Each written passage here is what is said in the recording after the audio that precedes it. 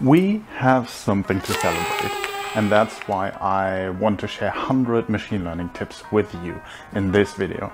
So buckle in, it's gonna go fast, but everything is gonna be in the description, so all the timestamps and everything, or in the first comment. But let's get right into it.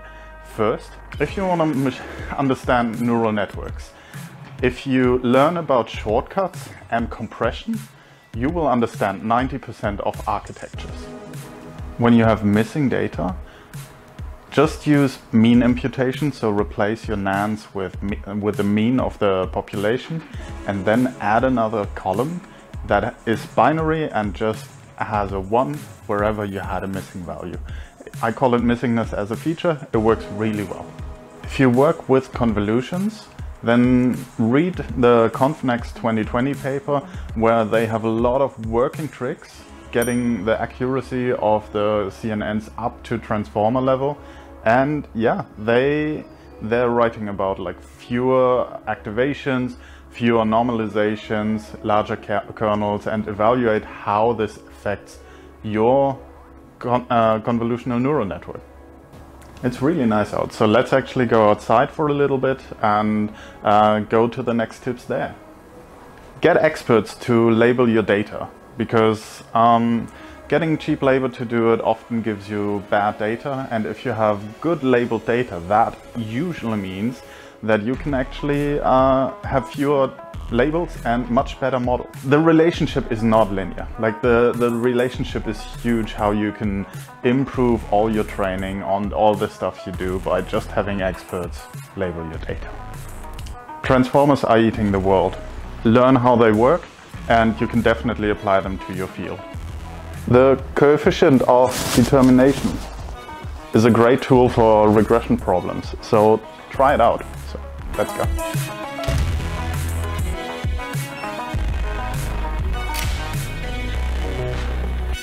Generative adversarial networks are much cheaper and much easier to train than you think, especially if you're trying cycle GANs. They are a little bit trickier to train, but they need much less data, and they are really great. Try them. You want to do exploratory data analysis with your data, so you can actually understand what's going on, and that will give you a huge advantage in actually building good machine learning models. Split out your test set as early as possible. That way you can avoid a lot of ways to overfit and to cheat on your data. And it's the best way, literally. So as early as possible, even before you do your scaling, split out your test set. Try out transfer learning.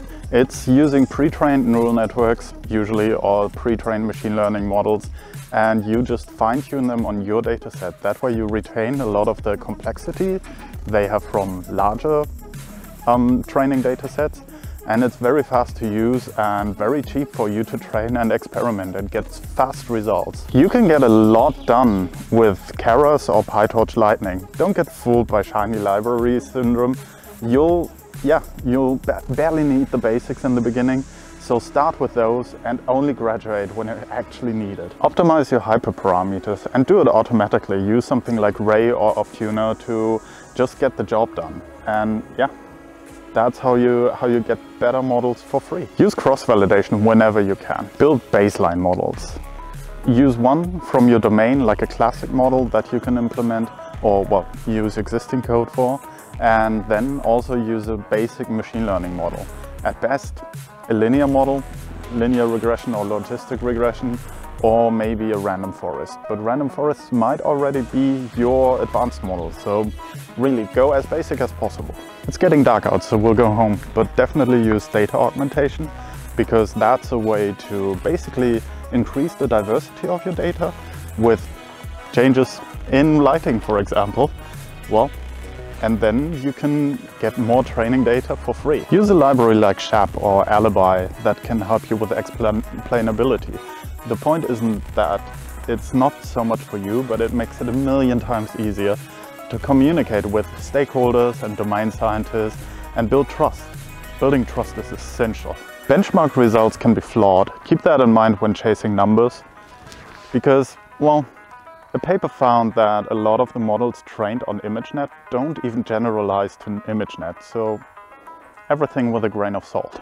When you publish a paper, consider putting it on Arxiv or on other preprint servers, and that way you can, well, get early citations, feedback, and establish priorities so no one can scoop you. And it makes open science, which is amazing. Cut through the noise. Listen to podcasts or my newsletter. Always publish your code.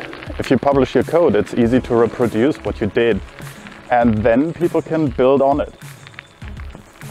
You can use GitHub, you can use Zenodo for a DOI, but in the end, if you publish your paper, definitely publish your code. My most cited paper is, I think, because I made it super easy with a Jupyter notebook to replicate it. Always speak with domain scientists. Domain scientists have decades of experience in a field. So if you want to get a head start, you should, well, basically get some prize from them. What works, what doesn't work. And then, I mean, it's easy to implement that kind of expert knowledge in neural networks, right? Oh, it's pretty here. Let's stay. In addition to, well, to talking to domain scientists, you always want to survey the literature. There's nothing more embarrassing than, well, publishing a deep learning architecture, a new neural network for a solution that is analytical and solved for 50 years. So, yeah, don't do that. Use benchmarks to test new models and architectures. That way you have an established baseline and you can actually see how well or how poor your new fancy thing is doing. And you can tell everyone else. Always check your dataset for class imbalances. If you have an accuracy of 95%, but you have a 19:1 split of your classes, it's basically a coin flip. Always build trust. Machine learning adoption is about trust. And if you communicate well, then people will think your solutions are working. And that way, well, that way you can keep your job. One way to establish your credibility in a field is to establish a well-documented and good benchmark that other people can work with. A good way is also to, well, maybe have a notebook or some example code to go with it that people can get started and try to beat your score. The hard part about class imbalances is that we're usually interested in the minority class. Like, the majority class is easy to collect. So really, when we are working with class imbalances, we can often throw away a lot of the majority class data. Just random sample from it, or look if it has correlations first. When you use Pytorch, use Pytorch Lightning. I've seen it way too much that people forget to zero their gradients or something like that. Never try to upgrade CUDA, especially not on a shared resource or shared instance. You can actually train most models online for free. Use Colab, Kaggle, Paperspace or AWS Studio. I actually have a video about it in the card. One more and then we're getting very nerdy. So build trust with stakeholders, meeting them where they are, and yeah, never overpromise. Always promise what you can deliver and then hopefully over-deliver. But yeah, nerd. So time to put this on. Overfit a small batch of data to your model. That way you can debug and see that your model is actually working as it intended. In almost all applications that you want to use, Atom as the optimizer or SGD, so stochastic gradient descent without any momentum, is what you'll want to use. SGD is a little bit slower, but can find smaller minima, and Atom is usually faster and good for iterations and experimentation. This one's for extra nerdiness. In Pytorch you can set your gradients to none instead of 0, which will often speed up your code. Gradient clipping, which was first introduced in recurrent neural networks and avoids exploding gradients, is a great way to make your training more stable, especially if you have noisy data or high variance in your data. So this one's extra cool. If you have small operations, and a lot of them, you can actually use just-in-time compiling in both TensorFlow and Pytorch to fuse small operations into a larger kernel. Are you trying to replicate a paper and your GPU is too small? Well, in that case, you can reduce the batch size to actually fit it into memory.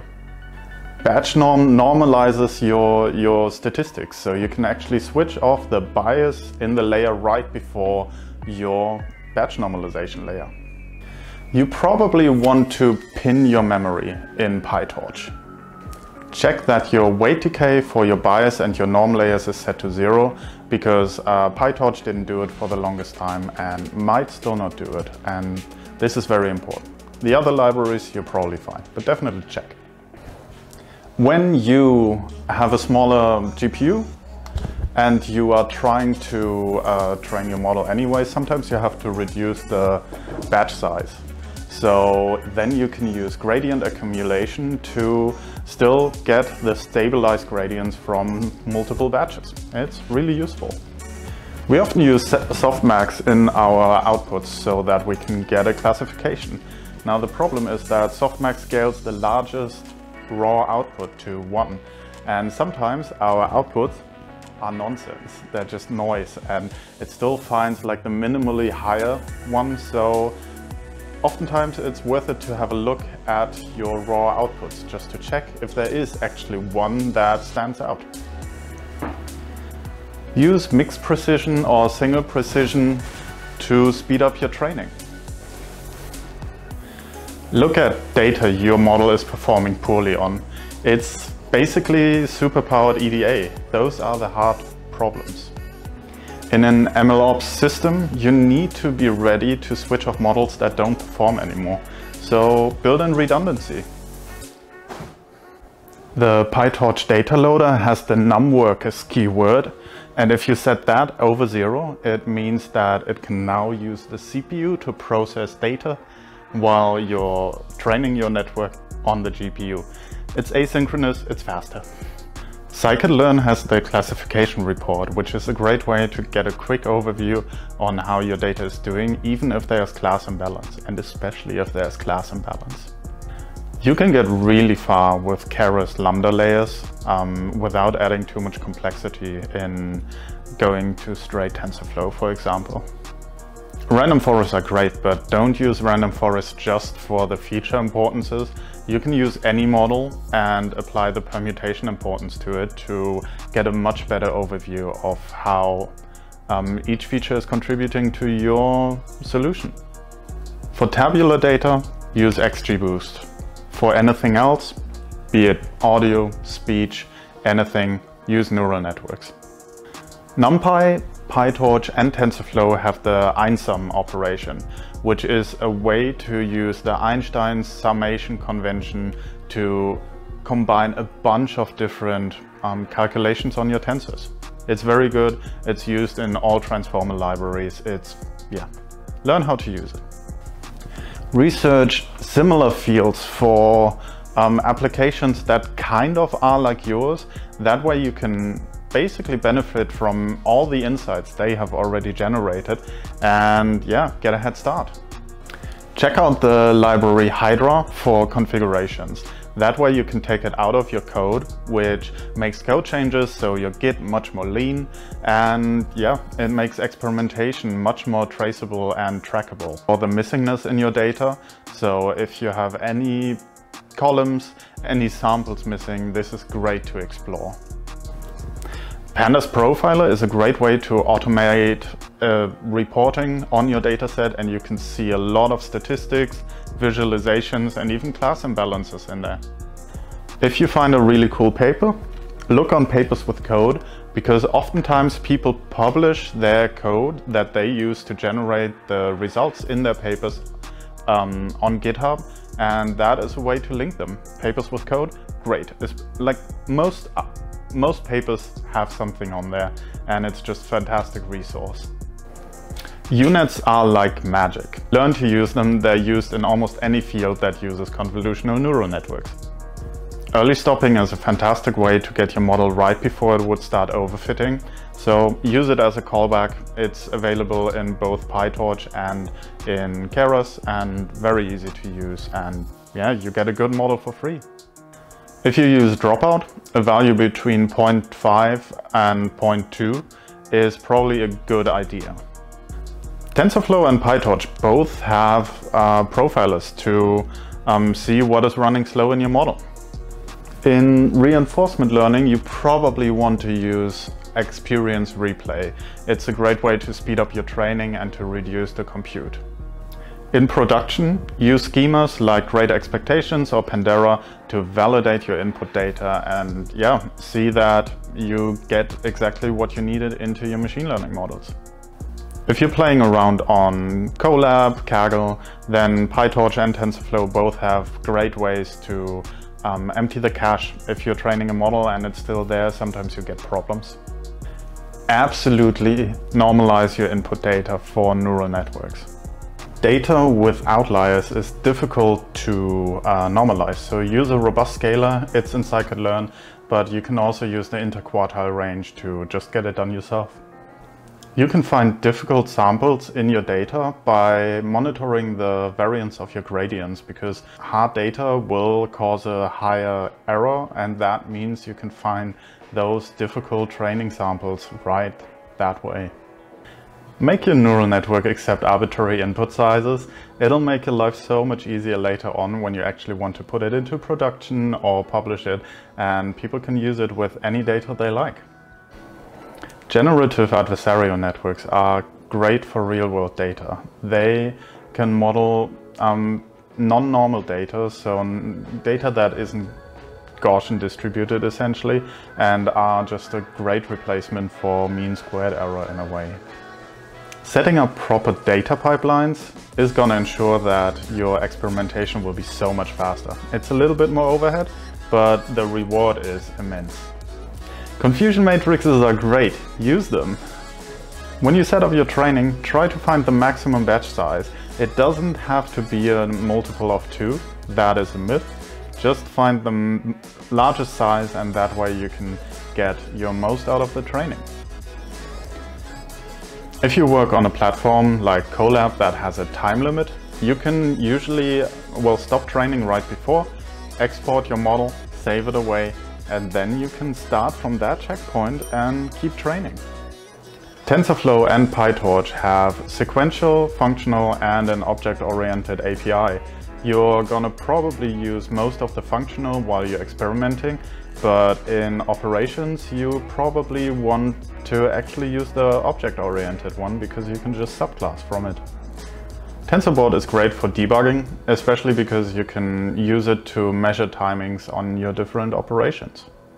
If you're building up tensors on the fly, then you are probably going to want to allocate the tensor before, because that saves time and memory. For feature engineering, especially on time series and physical data, you can often calculate a bunch of statistics like the variance, the mean, often over a window, and that way generate a bunch of really good features, and you can use feature selection to find the most important ones, the most expressive ones for your kind of model. But be aware, if you're using random forest for this, if you have the variance, for example, on a noisy time series, then the variance is going to be so important because, random forests really like noise. Read the documentation. It's going to tell you what is in a model, and especially regularization or little quirks that the maintainers implement to make it more useful for the general public and not just, your specific discipline. It's gonna be in the documentation, and it's gonna be so important to know. Ensembles can combine different kinds of models with different strengths and different, drawbacks. Always consider first if a model should even be built. If it has facial recognition, it's almost always a no. Before you even start, remove all the correlated samples from your training data. The default values in your machine learning libraries are rarely great for real-world applications. especially the learning rate, you'll have to play around with. Use an experiment logging platform like MLflow or weights and biases. It's basically like using Git, because you can go back in history and look at what experiments you already ran, and often even save snapshots right from your models. Build smaller models. A lot of the problems I worked on were solved by reducing the complexity of the model and being able to build it up slowly instead of randomly trying to make it bigger. When you look at Kaggle and you want to find great data sets or code, then especially when you're looking at older, older competitions, change the sorting order. The standard sorting is hotness, and that is terrible for old ones. You want to change it to most votes, because then you can actually see the really popular notebooks and often winning solutions. On that note, Kaggle is a fantastic platform to find datasets and code for problems you are working on. Use it. Appellation studies are a fantastic way to find out which parts of your iterative model are actually making the model better. Familiarize yourself with regularization techniques. Lasso and ridge are great, which is L1 and L2 norm, but you also want to check for dropout and noise injection and all those data augmentation as well. Always use a learning rate scheduler, something like reduce LR on plateau in Keras, where automatically when your validation is plateauing, the learning rate is decreased. That way you find like a basin in your loss landscape, and then you focus in by going smaller in your learning rate. Be aware that you can actually overfit your model by hand. If you test against your test set multiple times, you are actually overfitting by hand. So only test on the test set once, and otherwise reshuffle your entire data and start anew. Your data is probably correlated in some way. Time series are correlated in time, because things that are closer to each other are more important to each other, inform each other more, and spatial data is, things that are actually closer, not just closer in time to each other, are more important. And if you want to have a proper test and validation, you have to decorrelate your test and correlation set as much as you can. And I actually have a small ebook that I give away with my newsletter, which is going to be in the description, where I talk about more of this. If you want to speed up your training, then create tensors directly on the device with the device keyword instead of using the method .CUDA. For publication of your code and everything, reporting, you'll want to read the documentation about reproducibility, because there's always going to be that one source of randomness that you forget to make deterministic. Always use plots of your training and your convergence, because that way you can actually, you can see how it's doing and where there are plateaus and everything. Tools like MLflow and weights and biases will create those automatically. Always use statistics to compare your models, like the AIC or archaic information criterion are great to see which models are actually outperforming the others. Publish your model weights. That way you enable comparisons, people can actually build on your solution and possibly even benchmark against it. Better numbers are great, but consider that you always have to look at your actual output data. Models sometimes find loopholes, and they just, the outputs are just garbage, and you want to see that. Don't just trust the numbers. Always also inspect the actual outputs. In physical systems, try the Huber loss. The Huber loss actually is linear on the sides, and it is still convex in the middle. It comes from information theory, and it works really great on systems that work over large scales, so physical data. Every field that you work in is gonna have some assumptions that don't hold under scrutiny. They are usually born out of smaller data and smaller compute. However, as a foreigner to the field, like a data scientist that isn't a domain scientist, you're very unlikely to actually find those. So it is safe to assume that assumptions that domain experts make about their data and their field hold true. It's the final one, number 100. Don't believe machine learning wisdom. Don't believe all machine learning wisdom. A lot of ancient wisdom has been gained through decades and, well, is often on bad validation, smaller neural networks that don't have the types of regularization that we have this day. And yeah, also we are much better with our optimizers, with all the standards that we have now. So yeah, we actually know now that machine learning is actually really good on noise or noisy data. Like, we use it to correct models where we already know the signal for the noise. So yeah, don't take every old wisdom for granted. A lot of them you definitely have to take with a grain of salt. And that's it. That's 100 tips for machine learning. Thank you so much for being here. I'm incredibly proud of how far this channel has already gotten. And yeah, make sure to subscribe. Please check out my newsletter because I love it there. And yeah, check out this video over here.